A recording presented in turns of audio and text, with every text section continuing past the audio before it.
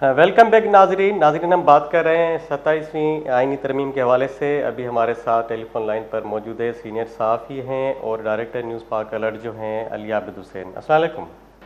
वालेकुम सलाम सर। जी अली आबिद हुसैन, मैं आपको प्रोग्राम में खुशामदीद कहते हैं। और अभी अभी जो हमने देखा है मुख्तलिफ टीवी चैनल्स पर, अखबारात में, कि जो है वफाकी आईनी अदालत का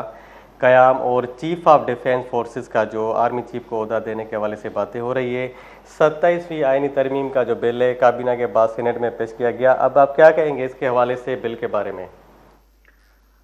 देखिए, सबसे पहले तो बहुत बहुत शुक्रिया, आपने जो है वो अपने प्रोग्राम में मुझे एक बार फिर शामिल किया। आपका निहायत ही मशकूर हूँ, ममनून भी हूँ आपका मैं। देखिए, आज ये बिल पेश किया गया है और मैं तो कोई कानूनी माहिर तो हूँ नहीं कि ये जो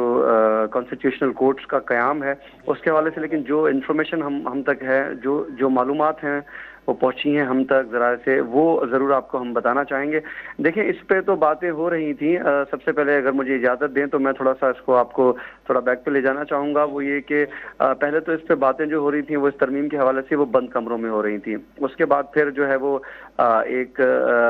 ट्वीट के ज़रिए ये बातें हमें पता चली हैं, जो कि पीपल्स पार्टी के चेयरमैन रॉबर्ट ज़रदारी की जानिब से एक ट्वीट की गई थी। तो उसके बाद ये चीज़ें जो है वो आश्कार हुई हैं। उसके बाद फिर पता चला कि जी ये तरमीम जो 27 यानी तरमीम है उसमें उस मसवदे में जो भी शिक हैं उनका फिर पता चला कि इन चीज़ों पर वो गवर्नमेंट जो है वो चीज़ों को अमेंड करने जा रही है। इस अमेंडमेंट में ये चीज़ें शामिल हैं, जिसमें आपका जो है वो सबसे अहम मामला उस वक्त ये कहा जा रहा था कि एनएफसी अवार्ड है और सूबों की खुद मुख्तारी है, शायद उस पर भी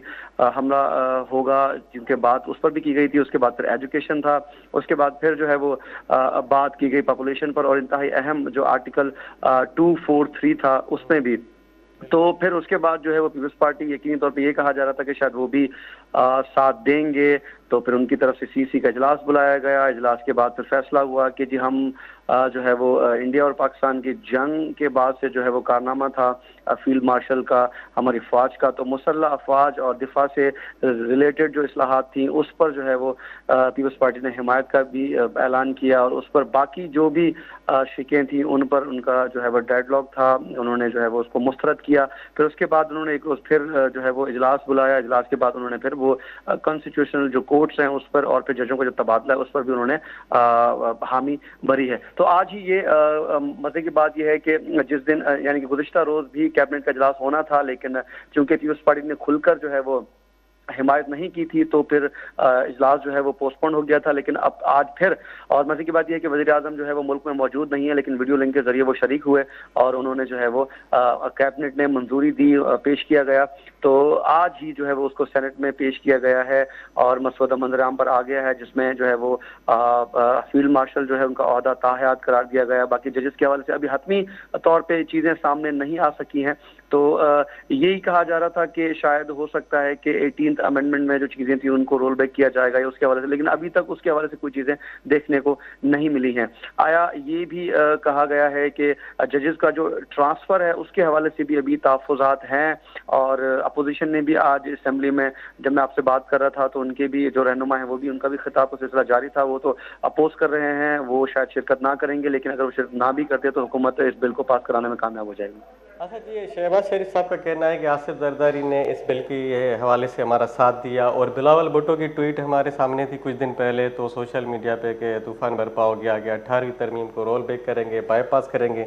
लेकिन हमें आसिफ अली जरदारी सदर पाकिस्तान का वो इंटरव्यू याद है जिसमें पूछा गया था उससे कि बीबी के खोने के बाद हमने क्या पाया, तो उन्होंने कहा कि हमने 18वीं तरमीम पाई। तो उस हवाले से हमें बताएं कि अगर 18वीं तरमीम की कोई भी शिक इसमें शामिल होती तो पीपल्स पार्टी का क्या मौक़िफ़ होता, जैसे अभी पीपल्स पार्टी ने स्टैंड लिया इस बिल के हवाले से? देखिए, इस पर तो पीपल्स पार्टी का नुमाइंदा ही सही राय दे सकता है। एज ए जर्नलिस्ट हम ये कहेंगे, देखिए पीपल्स पार्टी जब से पावर में आई है और अभी इनके जो रहनुमा हैं या चेयरमैन हैं, सदर पाकिस्तान आसिफ जरदारी हों या उनके चेयरमैन हों, उनके रहनुमा हों, वो 18th अमेंडमेंट को जो है वो अपना कारनामा करार देते हैं। वो कहते हैं कि जी आइन भी पाकिस्तान पीपल्स पार्टी ने ही बनाया था 73 का, जो कि एक बहुत बड़ा कारनामा है। उसके बाद वो कहते हैं कि जी 18th अमेंडमेंट हमने दी है, और देखिए उसमें कोई दो राय नहीं है। उसमें हम ये कह सकते हैं कि 18th अमेंडमेंट जो है वो यकीनी तौर पर पर कंसेंसस के बाद जो है वो 90 रोज की जो है वो बैठक के बाद, सर जोड़ के बैठने के बाद जो है वो उसको 2/3 अक्सरियत से मंजूर कराने में कामयाब हुए, और इसमें सूबाई खुद मुख्तारी और भी चीजें इसमें शामिल थी, सूबों को एम्पावर किया गया। तो जब पीपल्स पार्टी जब ये सोचे और ये कहे हर प्लेटफॉर्म पे पीपल्स पार्टी जब ये जाकर कहे कि जी ये हमारा कारनामा है, जाहिर सी बात है तो पीपल्स पार्टी इतनी बड़ी गलती ऐसी नहीं कर सकती एक ट्वीट पर या तो फिर 2-3 मुलाकातों पर नहीं, क्योंकि पीपल्स पार्टी जो है वो एक पुरानी जमात है, उसने जो है वो डिक्टेटरशिप का सामना किया है, एक आमरियत का एक तवील दौर रहा है जिसमें उनका जो है वो उनके साथ जो है वो मुकाबला रहा है। तो अब देखना यह है कि यहाँ कर जो लोग बातें कर रहे थे या हमारे कुछ तजिया निगार, कुछ दानिश्वर खुसूसन सिंध पर ये बातें कर रहे थे कि जी अब इन्होंने भेज दिया है, अब ये कोई सौदाबाजी करेंगे, अब तक देखने में वो चीजें नहीं आ रही, क्योंकि अगर पीपल्स पार्टी 18th अमेंडमेंट या एनएफसी अवार्ड से रिलेटेड या एजुकेशन से रिलेटेड जो मामला थे वफाक को सुपर्द करने की जो चीजें थी उनमें तो उन्होंने खुलकर उस पर बात की है। अभी ये कहा जा रहा है कि जी उन्होंने उन पर खुलकर बात इसलिए की है क्योंकि अगर 18th अमेंडमेंट को वो रोल बैक करते हैं तो यकीनी तौर पे वो उनका फिर देखें ना वो सियासी मौत हो जाएगी पीपल्स पार्टी के लिए। अब जो आप गवर्नेंस देख लें, दीगर चीजें देख लें, इनकी जो 15 साल कारकर्दगी है उनकी वो चीजें देख लें, वो एक तरफ है, लेकिन नेशनल लेवल पर उनकी पॉलिटिक्स है वो आईनी तौर पर जो है वो आइन से रिलेटेड चीजें हों, फिर 18th अमेंडमेंट का बार जो है वो सदर पाकिस्तान आसिफ ज़रदारी हो या इनके रहनुमा हो, हर टॉक शो में जो है वो हर जो है वो जलसों में ये यही करार देते हैं कि 18th अमेंडमेंट इनका बहुत बड़ा कारनामा है और वो सुर्ख लकीर है, उस पर वो बात नहीं करेंगे। तो मैं नहीं समझता, शुरू से ही जब आपसे मेरी बात हुई पहले भी तो मैंने आपसे यही कहा कि पीपल्स पार्टी इस तरीके से नहीं जाएगी, ऐसे कोई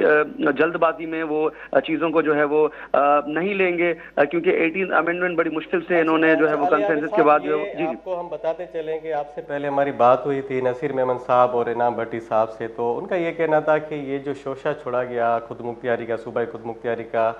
तो सिर्फ शोशा था, बिल यही पास करवाना था, इनका मकसद यही था। देखिए वो तो वो उनकी राय है, मोहतरम है, सीनियर जो है वो तजिया निगाह, सीनियर सहाफ़ी कॉलम निगाह नसीर साहब, वो उनकी राय है यकीनी तौर पर। लेकिन मैं ये कहूँगा कि ये आने वाला वक्त बताएगा कि आया कि पीपल्स पार्टी ने इस पर सौदेबाजी की है या जो है वो, देखिए ना इस पर मैं आपको ये बात बताते चलूँ कि पीपल्स पार्टी की तरफ से एक प्रेस नहीं है, उन्होंने ये भी कहा कि पीपल्स पार्टी का स्टैंड लिया है उन्होंने, और ऐसे जो हमें शक व शुबात थे वो भी नहीं है इसमें, लेकिन ये सिर्फ बिल पास करवाने के हवाले से ये एक 18वीं तरमीम का, एजुकेशन का और पॉपुलेशन का जो था वो वफाक को वापस देने का एक शोशा छोड़ा गया था, लेकिन बिल असली मकसद यही था जो वो पास करवा के। देखिए बिल्कुल कभी इम्कान है इसका, ये चीजें थी,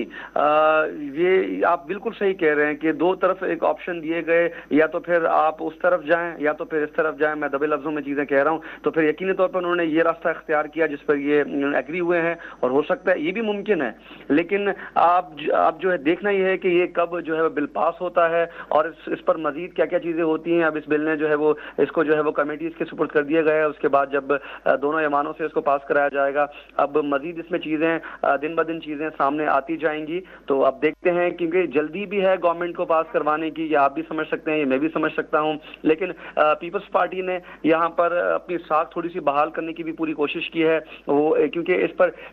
जब ट्वीट के बाद से ही जो है वो, जब बिलावल भुट्टो ज़रदारी ने जो है वो इंकशाफ किया, ट्वीट के बाद ही सिंध में जो है वो वकला कन्वेंशन, सिंध बार काउंसिल ने भी ऐलान किया था कि वो उसके अलावा सिंध की जो नेशनलिस्ट पार्टीज हैं उन्होंने भी प्रोटेस्ट की बात की थी, साथ साथ सिविल सोसाइटी, तो सिंध से बहुत ज्यादा आवाजें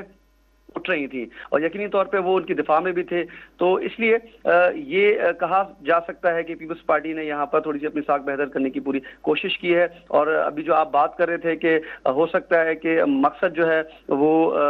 आर्टिकल 243 की तरामीम की तजवीज़ है असल में, और साथ साथ ये भी रख दिया गया, डाइवर्ट किया गया इस तरफ, ये भी मुमकिन है। अली आबिद हुसैन साहब, आपने हमें कीमती वक्त से मतलब बहुत बातें बताई हैं, और